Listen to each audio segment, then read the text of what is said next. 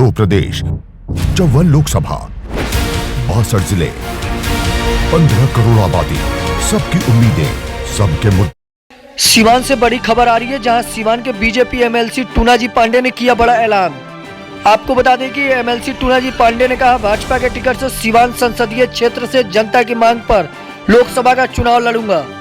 वही सांसद ओम प्रकाश यादव पे आरोप लगाते हुए कहा, सांसद सिर्फ लोगों को ठगे हैं, अपने जिला में तो विकास किया नहीं और कमीशन के चक्कर में अपने जिले का फंड के पैसे को ले जाकर दूसरे जिला में देते हैं।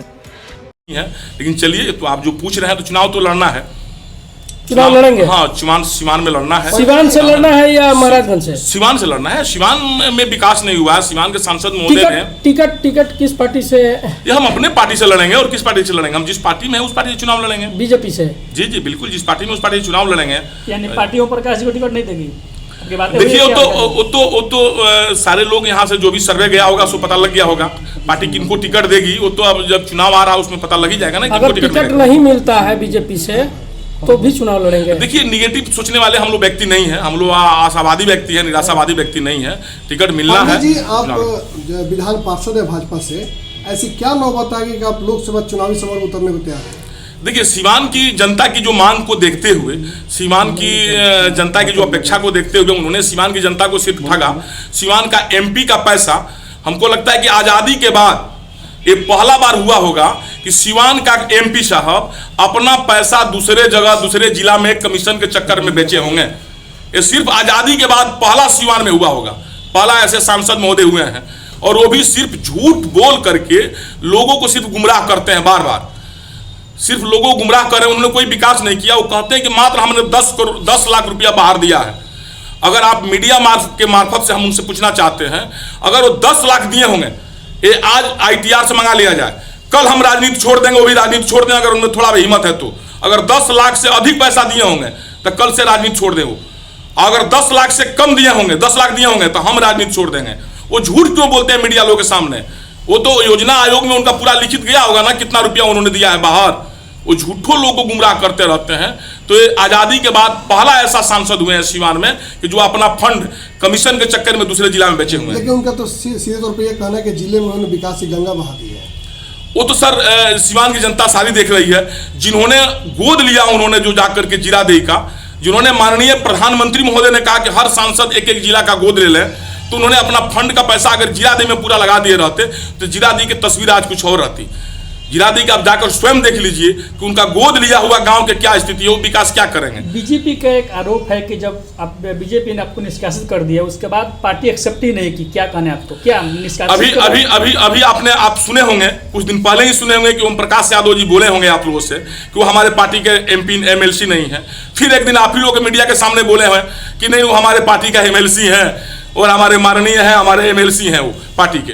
तो कैसी बात को आप कह रहे हैं? कोई, हम तो उस टाइम भी कहे थे, आज भी कहे थे कि निष्कासन का भी कोई अगर चिट्ठी हो तब ना एक्सेप्टेंस का चिट्ठी होना चाहिए। पहले तो कोई ना निष्कासन का चिट्ठी है ना एक्सेप्टेंस का चिट्ठी है। हम पार्टी में तभी भी थे। जिला अध्यक्ष भी कहते हैं, बीजेपी के जो जिला अध्यक्ष हैं मनोज सिंह, वो भी कहते हैं कि वो पार्टी में नहीं है, निकाल दिए गए। कौन क्या कहते हैं लोग? अब हर एक के विषय में बात करना हमको नहीं लगता अच्छा लगता है। पार्टी के जिला अध्यक्ष हैं आप, तो हम तो हमने उस टाइम भी कहा, आज भी कहा कि अगर उनका निष्कासन का किसी के पास कोई चिट्ठी हो तो हमको वो लोग दिखाएं भाई कि आप पार्टी में नहीं है। वो लोग कभी कहता है कि आप पार्टी में नहीं है, कभी कहता है आप लोग पार्टी में हैं। तो हम तो पार्टी के हर कार्यक्रम में शामिल होते हैं, हमको हर पार्टी में हर जगह बुलाया जाता है। वो अभी आपके 10 दिन पहले, 1 महीना पहले MP साहब बोले, आप लोग मीडिया के सामने बोले हैं ना कि वो हमारे पार्टी के माननीय MLC हैं। तो ये 1 महीना पहले की बात है सर, 1 महीना पहले की बात तो कोई बात नहीं हुई ना। उनके द्वारा ये आरोप लगाया तक आप कहीं और से गाइड हो रहे हैं। देखिए, जो आदमी सीवान की विकास की बात करेगा, जो उनका पोल खोलना चाहेगा, उन पर ये दोषारोपण हमेशा वो लोग लगेबे करेगा। और वो करेंगे क्या? और उनके पास है क्या लगाने के लिए? तो जरूर कहबे करेंगे आप दूसरे जगह से गाइड हो रहे हैं।